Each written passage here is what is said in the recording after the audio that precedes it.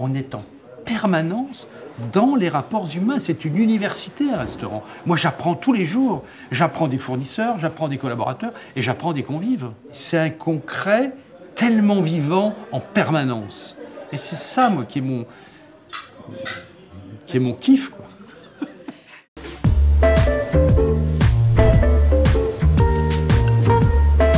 Bienvenue, ravi de vous accueillir, je vous en prie. Ça y est, elles sont enfin arrivées, dis donc. Elles sont bien calibrées, comme d'hab, hein. C'est bien charnu. Léon-Paul Fargue, le poète, a dit « Lorsqu'on mange une huître, on embrasse la mer sur la bouche. » Comment vous les transformez ensuite, les huîtres, on va les retrouver comment? C'est très inconfortable, une huître, lorsqu'on a l'eau. On ne sait jamais comment faire, ça vous coule de chaque côté de la bouche et tout. La meilleure manière de donner une consistance à un liquide, c'est d'en faire une gelée.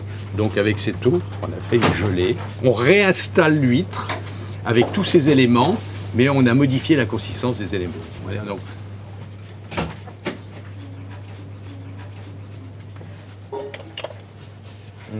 C'est vrai qu'on embrasse la mer sur la bouche. On a la chance d'être dans un pays où on a une telle diversité de produits, ça n'existe nulle part ailleurs. Et c'est cette diversité de produits, aussi bien sûr dans la diversité, mais surtout dans la qualité, qui a déterminé tous ces savoir-faire en fait. Si on n'avait pas eu autant de produits, on n'aurait pas eu de boulanger, de charcutier, de pâtissier, de fromager, de vigneron. Tout ça, c'est la singularité de la France.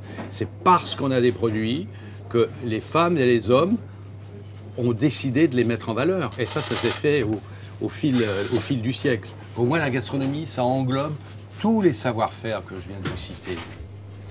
Mais il n'y a pas que des huîtres, il y a également les homards qui sont arrivés. Saint-Gilles, Croix de Vie. Ah oui, ça c'est la petite pêche, ça. Hein. Ça a été pêché à la ligne. Donc, oui, c'est magnifique, quoi. Ils font combien, ceux-là? 3-4 kilos, non? C'est beau, non? Quand on a ça au bout de la ligne, on est heureux. Turbo, qui fait quoi? Il fait 8 kg, 8 kg 5 celui-là, non? Oui. Facile, voilà. Un magnifique lieu jaune, qui va être en poisson du jour. Voilà ce qui nous arrive le matin. Alors, le but, c'est de donner une seconde vie à tous les produits. On ne jette absolument rien. Je veux dire, moi, je reste sur les principes même du métier de cuisinier. Nous, on fait attention à la consommation d'eau, on fait attention, bien sûr, à toutes ces arêtes. Il reste que les arêtes et un petit peu de... Tout ça va servir à faire le fond, c'est-à-dire le fumet de poisson, qui va servir pour faire les jus et les sauces. On continue. Allez, la goutte, s'il vous plaît, on y va. Voilà Stéphane qui est en train de nous préparer les huîtres. Lorsque vous arrivez dans une cuisine, on travaille dangereusement. On a des couteaux, donc on peut se couper. Il y a un fourneau, donc on peut se brûler. On doit être en permanence attentif. Il ne doit pas y avoir de tension, mais il doit y avoir une attention. Alors vous voyez, là j'ai fait une gelée. Hein, une gelée avec l'eau des huîtres. En dessous, on a mis une petite purée d'huîtres très légèrement crémée, si vous voulez goûter. Vous aimez les huîtres? Oui, j'adore. Tiens, goûtez cette feuille. Pour ceux qui n'aiment pas la consistance d'huître, ils peuvent avoir le goût d'huître. Mertensia maritima. Huître végétale, vous allez voir. C'est une plante qui a le goût d'huître. Et là, l'huître, là, elle est concassée. Vous allez voir, donc, une préparation différente. Avec une fleur de bourrache. La fleur de bourrache, elle a aussi le goût d'huître. On goûte, voilà, donc là, on a fait une petite... C'est quoi ça? Ça, c'est un granité, donc, comme une glace, quoi, mais très... pas sucré, c'est pour ça qu'elle granite comme ça. Et algues et citron, ça c'est pour assaisonner l'huître concassée. Vous goûtez avec là vous êtes très ça assaisonne l'huître et c'est hyper rafraîchissant. Ça déchire, non? Allez goûter, posez un peu votre truc et puis goûtez là. Il suffit de voir le lieu pour s'apercevoir. Les huîtres ne peuvent pas être autrement que très bonnes.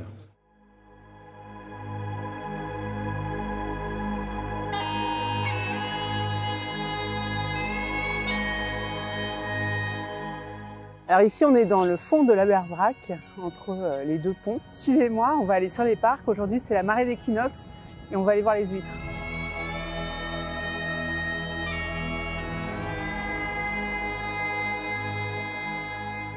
On est sur un parc qui est un parc de culture au sol. Et néanmoins, l'élevage au sol a comme avantage de faire des huîtres très solides avec une coquille extrêmement robuste. Donc venez, on va aller voir concrètement ce que ça donne comme produit. On les a mises, elles étaient grandes comme ça, et puis on est arrivé, là on a des grosses dames. Regardez celle-là. Déjà, qu'est-ce qu'on voit?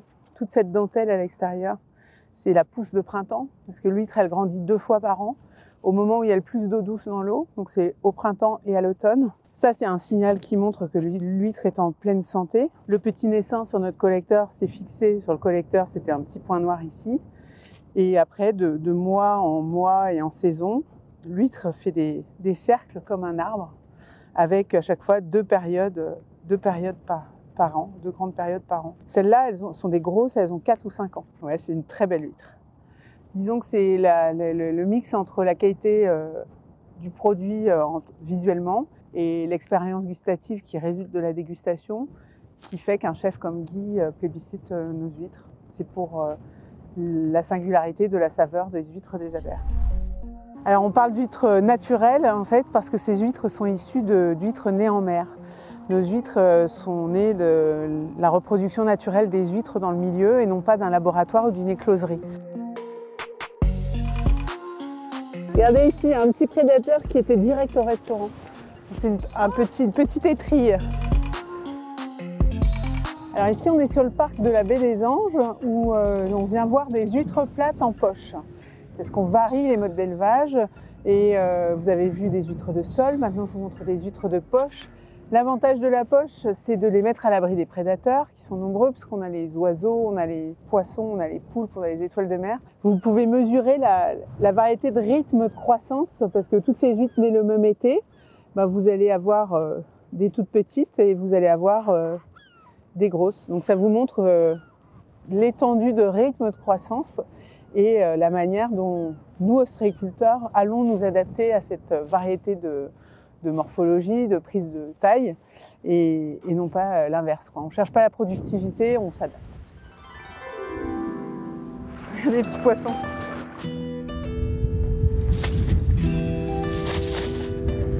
Tout commence ici, c'est vrai. Donc c'est le début de notre aventure ensemble. Tout à l'heure, nous remonterons à l'entreprise où les huîtres vont être triées, mises en purification avant d'être emballées et conditionnées pour être expédiées.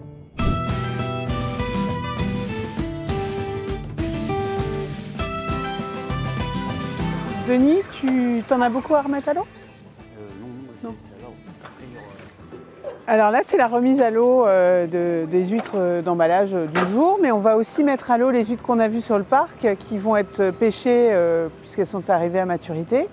Elles vont être triées et ensuite elles vont passer dans les bassins de purification de la maison mère Pratarkoum, puisque c'est ici que notre famille s'est établie en 1898 et c'est par ici que passent toutes nos huîtres dans les différents bassins pour prendre l'empreinte gustative de Pratarkoum, parce que ça c'est lié à notre terroir, l'eau qui baigne ici les rives et nos parcs, qui est un mélange entre l'eau douce de ruisseau et l'eau de la Manche, parce que les deux eaux sont mêlées par les va-et-vient des marées, et c'est un cocktail très riche en plancton dont nos huîtres aiment s'abreuver dans les parcs et dans les bassins. C'est vraiment quand vous faites une dégustation entre plusieurs crus d'huîtres, chose que Guy a très bien fait dans ses restaurants, et vous allez percevoir clairement la différence entre une huître de Marennes, une huître de Normandie ou une huître de Bretagne. Mais c'est comme pour le vin en fait, chaque terroir de France a ses typicités et au sein d'un même terroir, on va développer des produits très différents.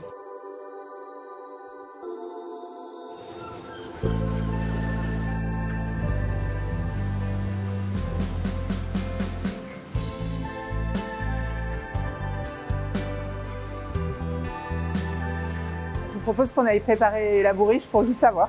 On sert aussi bien un bar du port de Brest qui propose l'huître à l'unité à l'heure de l'apéro en happy hour que Guy Savoie qui est notre fidèle ami et talentueux chef. Aujourd'hui, on a une reconnaissance mondiale dans le sens où on expédie nos huîtres dans une douzaine de pays à l'étranger.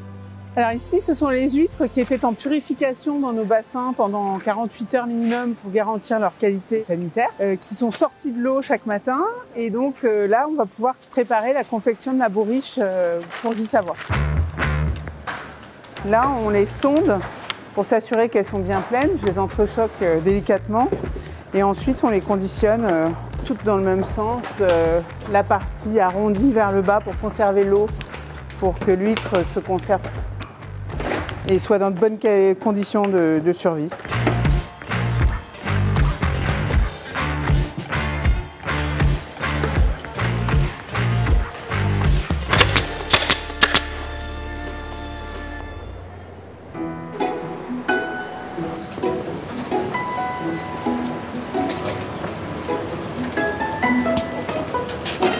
Alors le premier réflexe du cuisinier, il faut que ce soit toujours impeccable.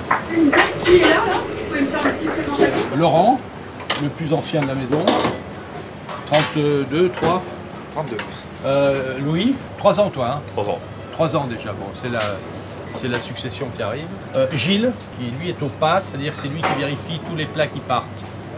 Voilà. Combien d'années de maison? Stéphane, qui lui est responsable des entrées froides. Combien d'années de maison? 1er juin 92, 1992. Ouais, pas 1800. Hein. Les huîtres qu'on a dégustées, c'est Stéphane qui les a préparées. Là, c'est un bouillon de homard, vous voyez. Toutes les carcasses de homard, voilà, sont là. Pour justement faire un... Bah, si vous sentez... Ah ouais, vous sentez le... Là, ça sent le homard. Alors, comment ça marche? Donc, il y a les seconds, là, qui supervisent en permanence. Dans chaque poste, un chef de partie, puis 1 ou 2 commis et apprentis. On a quand même chez nous, on a une dizaine d'apprentis et stagiaires, parce que la transmission est importante. Vous savez, les gestes, vous ne pouvez pas les apprendre par vidéo, c'est pas possible, quoi. Il faut avoir le maître d'apprentissage qui vous les montre, et puis c'est d'abord du mimétisme, hein. C'est à force de voir les gestes des professionnels que vous avez la possibilité d'acquérir ces gestes. On va peut-être faire un tour en salle et on ira peut-être en pâtisserie. Ah, voilà, une apprentie, ça fait combien de temps chez nous? Septembre. Comment on fait pour avoir un apprentissage chez Guy Savoie? Eh ben, on postule, on est en entretien avec le second et puis on voit si on est accepté ou pas. J'ai 18 ans, je viens d'avoir 18 ans. Voilà. 18 ans, elle a déjà 4 ans. Donc oui, bah, 22, 23 ans, elle aura une place, elle aura un poste important. Je suis rentrée à 14 ans en cuisine. Ça fait rêver un peu quand même d'être ici. Bah, c'est sûr. Appelez-moi Guy, ce sera plus facile. Bon, Carole. Alors, voyez, donc, la rigueur commence par, bien sûr, toutes les nappes sont repassées sur les tables. Carole, elle est maître de pelle. Elle va s'occuper des... Elle a un chef de rang avec elle, un sommelier, et puis un ou 2 commis, c'est-à-dire soit commis déjà un peu confirmé, ou alors apprenti. Elle gère son coin, c'est la taulière. Déjà dans un lieu d'exception, il faut que même tout l'art de la table soit à la hauteur. Donc de jolis couverts en argent, de très belles maisons également. Et tout ce qui est designé pour Monsieur Savoie avec la collaboration de Monsieur Savoie. Ma fonction principale, donc effectivement l'accueil du client, le bien-être du client, tous les petits détails annexes après en fonction de l'équipe. Pour tout ce qui est du service en lui-même, effectivement il y a tout le travail de l'accueil, de l'accompagnement des clients. Le métier de l'hôtellerie-restauration est un métier où on s'épanouit complètement. Que vous alliez dans n'importe quel pays, on vous serait toujours accueilli, et d'autant plus en tant que Français. Alors Charles, qui fait partie de l'équipe de sommellerie. Je suis en formation permanente là. Parce que ce sont eux les découvreurs, hein, ceux qui parcourent Si ça m'arrive bien sûr d'aller dans le vignoble, mais pas de manière aussi assidue. Vous, c'est quoi? C'est tous les week-ends pratiquement? Non, on va être quand même... deux fois dans le mois à peu près. Beaucoup de vignerons viennent à nous, et j'inclus aussi beaucoup de jeunes vignerons qui viennent chercher nos avis, et puis tout ça nous rend très dynamique, et puis évidemment on se rend dans les vignobles. Bienvenue dans l'une des 2 caves du restaurant. Bon, avec les huîtres, le champ est vaste, mais j'ai pensé à 2 jolies propositions. Des vins sur des identités minérales, où le message est salin. Ici, à travers un magnifique muscadet, on est chez la famille Luneau-Papin, Marie et son compagnon avec une belle d'or. Et puis ici, Chablis, domaine de Vissa. Voilà, donc ça peut être 2 belles propositions. Quand on est sommelier, on a un langage particulier. On a un langage qui effectivement appartient au monde du vin, mais je pense que l'important d'un beau langage, c'est celui qui est compréhensible et audible pour tout le monde. Bonjour ceux que j'ai pas vus. Alors vous voyez donc la pâtisserie en fait, l'atelier de pâtisserie. Ici c'est toutes les avant-préparations, hein, les pâtes, les glaces, sorbets, tout ça. Toutes les cuissons se passent ici. Hein, vous avez les fours, les plaques et tout, la planche de la pâtisserie, et puis toutes les assiettes sont terminées ici. Voilà. Parlez-nous un peu du métier de pâtissier, qui a été mon premier métier. Hein. J'ai abandonné, c'était trop difficile. Je suis passé à la cuisine. C'est quoi la différence entre la pâtisserie et la cuisine? C'est une question de peser. Voilà, ce que je vous dis tout à l'heure, c'est-à-dire en pâtisserie, tout est hyper codifié. Tant de grammes et tant de cuisson à telle température. Voilà. Ben, on va demander à la Suissesse. Pourquoi vous êtes venu en pâtisserie à Paris? Le savoir-faire vraiment français, et bah, Paris c'est vraiment le capital de la gastronomie. Pour des grandes maisons comme chez Guy Savoy, c'est un peu évident de venir à Paris pour à la base finir mes études et au final pour travailler ici. La carte, c'est des desserts très originaux, à part le millefeuille qui est un classique, des choses très classiques mais qui sont faites vraiment dans les règles de l'art, c'est-à-dire avec des vraies gousses de vanille, avec du vrai chocolat. Là, en ce moment, il nous fait une tarte aux poires et amandes qui est une tuerie.